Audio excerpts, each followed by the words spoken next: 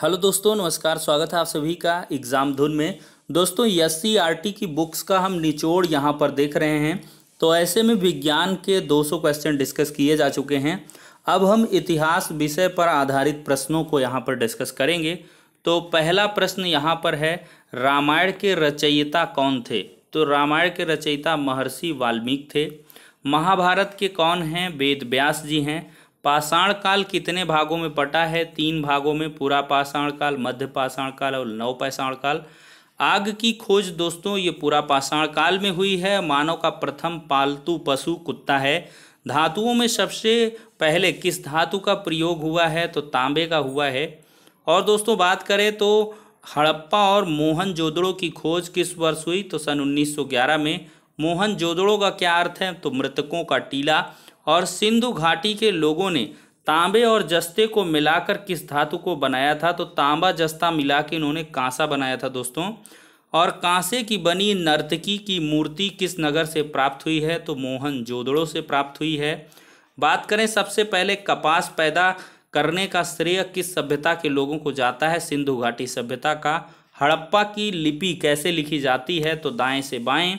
और आर्य का अर्थ है श्रेष्ठ या उत्तम। 7 नदियां से घिरे प्रदेश को क्या कहा गया है? तो दोस्तों सप्त सैंधव प्रदेश कहा गया है, जिसमें 7 नदियां हैं, सिंधु, रावी, ब्यास, झेलम, चिनाब, सतलज, सरस्वती।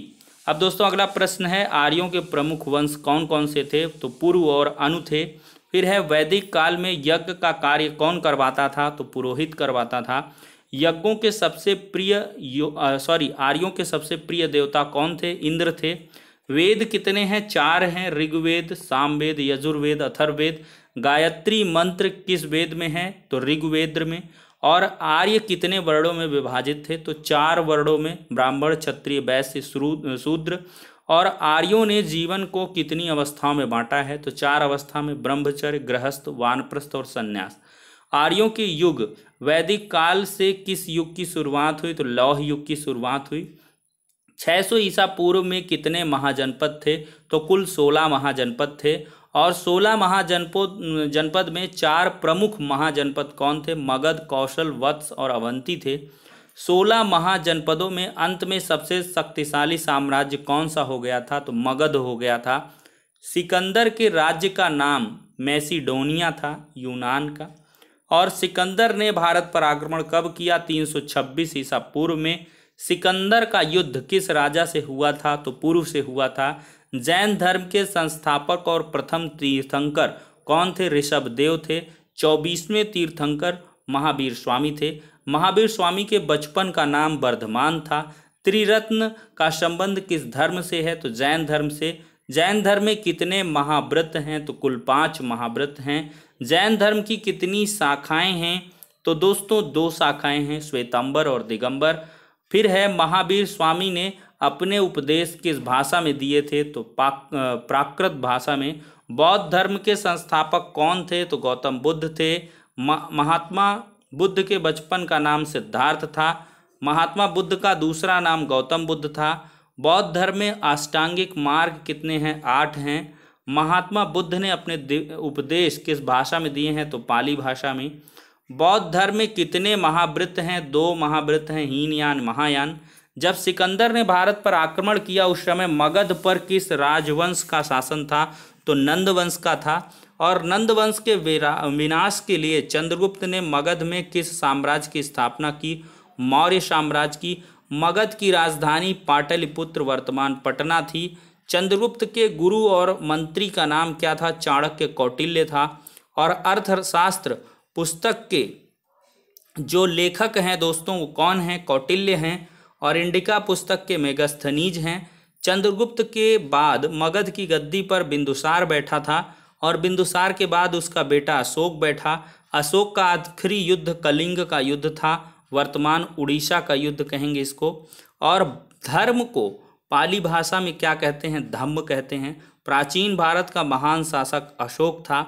और अशोक ने बौद्ध धर्म के प्रचार के लिए अपने पुत्र महेंद्र और पुत्री संघमित्रा को श्रीलंका भेजा था।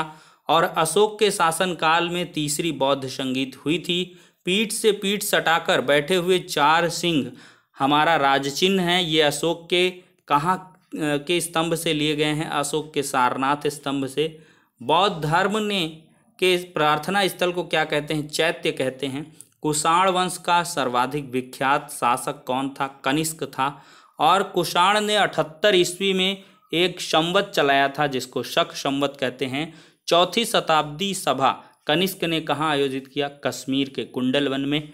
और कनिष्क के समय चरक नामक चिकित्सक ने कौन सी पुस्तक लिखी? चरक संहिता लिखी। कुषाण काल की कला के दो प्रमुख केंद्र थे, मथुरा और गांधार। किस शासक के समय बौद्ध धर्म दो संप्रदायों में बट गया था? कनिष्क के शासनकाल में। और भारत में सबसे पहले सोने के सिक्के किसने जारी किए थे? हिंद यूनानियों ने।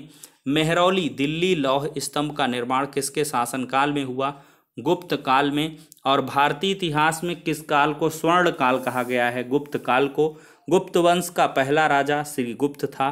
गुप्त वंश का प्रसिद्ध राजा चंद्रगुप्त था। विक्रम संवत किसने चलाया? चंद्रगुप्त ने। चंद्रगुप्त के बाद गुप्त वंश का दूसरा महान शासक समुद्रगुप्त हुआ। और प्रयाग प्रशस्ति किस शासक की प्रशंसा में लिखा गया? समुद्रगुप्त की। और भारत का नेपोलियन किस शासक को कहते हैं? समुद्रगुप्त को। और किस गुप्त शासक ने सोने के सिक्कों का निर्माण करवाया था? तो ये समुद्रगुप्त ही था। और विक्रमादित्य की उपाधि किस गुप्त शासक ने धारण की थी? चंद्रगुप्त द्वितीय ने। तो दोस्तों 78 क्वेश्चन हुए, समय देख लें 6 मिनट में। फिर है अश्वमेघ के घोड़े और वीणा बजाते हुए सम्राट किस शासक के सोने के सिक्कों पर है? समुद्रगुप्त के। फिर है अभिज्ञान शाकुंतलम, रघुवंशम, कुमार संभव किसकी प्रमुख रचनाएं हैं? कालिदास की। मुद्रा राक्षस नामक नाटक किसने लिखा है? विशाख दत्त ने। पुराणों पर आधारित पुस्तक पंचतंत्र की रचना पंडित विष्णु शर्मा ने की है। और गुप्त काल के किस प्रसिद्ध वैज्ञानिक ने बताया कि पृथ्वी गोल है? आर्यभट्ट ने। और अगला प्रश्न है गुरुत्वाकर्षण के बारे में किस प्राचीन वैज्ञानिक ने जानकारी दी थी? वराहमिहिर ने। चंद्रगुप्त के समय कौन सा विदेशी यात्री आया था? फाहियान आया था। माघ अर्धकुंभ कुंभ का पर्व कहाँ मनाया जाता है? संगम नगरी इलाहाबाद, जिसका नाम प्रयागराज हो गया। वर्धन वंश की राजधानी का नाम थानेश्वर था, वर्तमान अंबाला जिला। और वर्धन वंश का प्रथम राजा प्रभाकर वर्धन था। वर्धन वंश का महान शासक हर्षवर्धन था। नागानंद रत्नावली प्रियदर्शिका संस्कृत नाटकों की रचना किसने की? हर्षवर्धन ने। हर्षचरित की रचना किसने की थी दोस्तों? बाणभट्ट ने। हर्षवर्धन के शासनकाल में कौन सा चीनी यात्रा आया था? बहुत इंपॉर्टेंट, ह्वेनसांग। वह कौन सा ऐसा शासक था जो हर 5 साल में प्रयाग मेले में सब कुछ दान करता था? हर्षवर्धन ही था। और हर्षवर्धन के शासनकाल में कौन सा प्रमुख विश्वविद्यालय था? नालंदा विश्वविद्यालय था। वशिष्ठ ऋषि ने आबू पर्वत यानी कि राजस्थान में यज्ञ किए तप से निकले नायक को क्या कहा? परमार कहा था। परमार का शाब्दिक अर्थ होता है शत्रुओं का विनाश करने वाला। फिर है यज्ञ की अग्निकुंड से निकले अन्य लोग परमार के वंशज को क्या कहते हैं? राजपूत कहते हैं। राजपूत किस संस्कृत शब्द का बिगड़ा रूप है? राजपुत्र का। और लिंगराज का मंदिर कहाँ है? भुवनेश्वर में। कोणार्क का सूर्य मंदिर गंग वंश के किस राजा ने बनवाया था? नरसिम्हा प्रथम ने। खजुराहो का कंदरिया महादेव मंदिर कहाँ स्थित है? मध्य प्रदेश में। राजतरंगड़ी जो ऐतिहासिक ग्रंथ है, इसके लेखक कल्हड़ हैं। गीत गोविंद के जयदेव हैं। बाल रामायण के राजशेखर हैं। चंदबरदाई ने वीर रस का कौन सा काव्य हिंदी में लिखा है? पृथ्वीराज रासो। और बंगाल के पाल वंश के संस्थापक कौन थे? गोपाल थे। प्रारंभ में दक्षिण में मात्र कितने राज्य थे? 3 थे, चेर, चोल, पांड्य। वातापी का विरूपाक्ष मंदिर किन राजाओं ने बनवाया था? चालुक्य राजाओं ने। एक पत्थर को काटकर बनाया गया रथ मंदिर को पल्लवों ने कहाँ बनवाया? महाबलीपुरम में दोस्तों। तो यहाँ पर दोस्तों अगला प्रश्न लेते हैं। तंजौर में 14 मंजिलों वाला बृहदेश्वर मंदिर का निर्माण किसने करवाया? चोल राजाओं ने। और एलोरा का कैलाश मंदिर किस राष्ट्रकूट शासक ने बनवाया था? कृष्ण प्रथम ने। तमिल भाषा में रामायण किसने लिखी है? कंबन ने लिखी है। उत्तर, दक्षिण, पूर्व, पश्चिम क्षेत्रों में मठों की स्थापना किसने की? शंकराचार्य ने। चोल वंश के किस राजा के पास बहुत बड़ी जल सेना थी? राजेंद्र चोल प्रथम। और संसार का सबसे विशाल बौद्ध मंदिर कहाँ है? बोरोबुदुर में। अंकोर वाट का मंदिर कहाँ है? कंबोडिया में। अब दोस्तों, इस्लाम का उदय किस देश में हुआ? अरब देश में। कौन सी शताब्दी में भारतीय लोग इस्लाम से परिचित हुए? 7वीं शताब्दी में। क्लास 6 के जो भी इम्पोर्टेंट थे इतिहास के प्रश्न सबको डिस्कस कर लिया। अब ये आगे बढ़ रहे हैं और 7th की बात कर रहे हैं, 7th क्लास की। हजरत मोहम्मद का जन्म 570 ईस्वी में कहाँ हुआ? अरब देश के मक्का शहर में। मोहम्मद साहब को मक्का छोड़कर 622 ईस्वी में कौन दूसरे शहर जाना पड़ा? मदीना जाना पड़ा। मोहम्मद साहब के मक्का से मदीना जाने को क्या कहते हैं? हिजरत कहते हैं। हिजरी संवत का प्रारंभ कब हुआ था? 622 ईस्वी में। मोहम्मद साहब की मृत्यु कब हुई? 623 में। और भारत पर अरबों का पहला आक्रमण 636 ईस्वी में किस खलीफा के समय हुआ? खलीफा उमर के। और भारत पर आक्रमण करने वाला पहला अरब आक्रमणकारी मोहम्मद बिन कासिम था। ख्वाजा मोइनुद्दीन चिश्ती की दरगाह कहाँ है? अजमेर में। निजामुद्दीन औलिया की दरगाह दिल्ली में है। बाबा फरीद की जो दरगाह है वो पंजाब में है। शतरंज के खेल की शुरुआत भारत से हुई। 11वीं शताब्दी के युग को क्या कहते हैं? राजपूत युग कहते हैं। और महमूद गजनवी तुर्क राजा कहाँ का शासक था? तो ये गजनवी या गजनी अफगानिस्तान का था। और 1000 से सन 1025 तक महमूद गजनवी ने कितने बार भारत में आक्रमण किया? 17 बार। और महमूद गजनवी का कौन सा आक्रमण सबसे प्रसिद्ध था? तो 1025 ईस्वी में सोमनाथ मंदिर का आक्रमण। सोमनाथ मंदिर कहाँ स्थित है? गुजरात के सौराष्ट्र क्षेत्र के वेरावल में। और आधुनिक सोमनाथ मंदिर में ज्योतिर्लिंग की स्थापना कब हुई? 1951 में हुई, राष्ट्रपति डॉक्टर राजेंद्र प्रसाद के करकमलों द्वारा। अलबरूनी का मूल नाम अबुरैहान मोहम्मद बिन अहमद था। पृथ्वीराज चौहान कहाँ का शासक था? दिल्ली और अजमेर का। तराइन के युद्ध 2 हुए, 1191, 1192। दोनों हुए मोहम्मद गोरी पृथ्वीराज चौहान के बीच।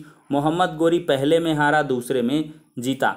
और सल्तनत काल की शुरुआत 1192 ईस्वी में मोहम्मद गोरी की जीत के साथ ही हुई थी। सल्तनत काल में शासन को केंद्र किसे बनाया गया? दिल्ली को। सल्तनत काल का प्रथम सुल्तान मोहम्मद गोरी ही था। और गुलाम वंश 1206 से 1290 तक चला। इसका संस्थापक कुतुबुद्दीन ऐबक था।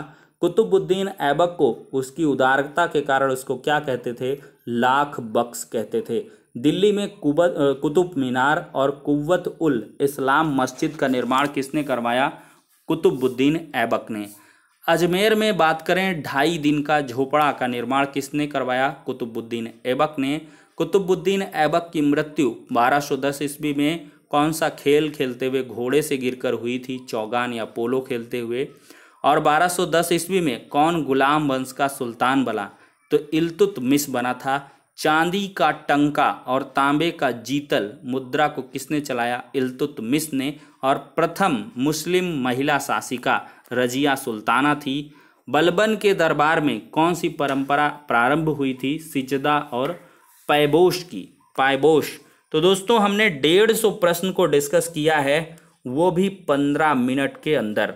तो बहुत ही सुपर फास्ट तरीके से दोस्तों 15 मिनट में आपका रिवीजन हुआ है। ये सिलसिला यूं ही चलता रहेगा। वीडियो को बस लाइक एंड शेयर कीजिए। कंटिन्यूअसली मैंने 15 मिनट आपको फटाफट रिवाइज करवाया है। तो नेक्स्ट वीडियो में मिलते हैं इसी प्रकार के निचोड़ के साथ। और जिद है, एक सीट आपकी एडेड जूनियर शिक्षक भर्ती में पक्की करवानी है। तो नेक्स्ट वीडियो में मिलते हैं।